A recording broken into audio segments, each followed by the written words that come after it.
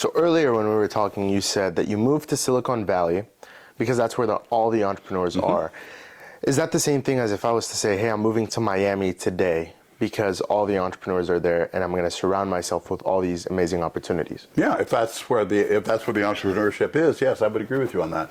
Now, I was fortunate.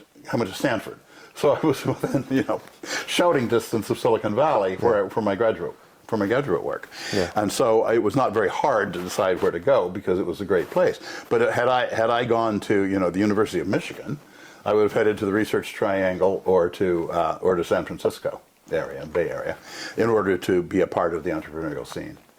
Now, is there success everywhere around you? You just have to see it, or do you have to go looking for it?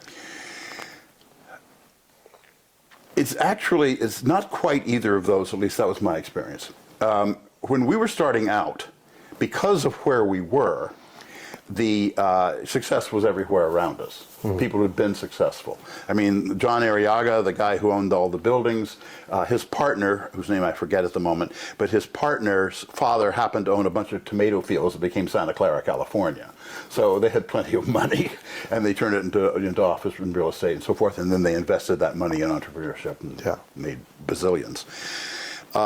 That was all around us, so it was the way of thinking was in the blood, was in the air, was in the water.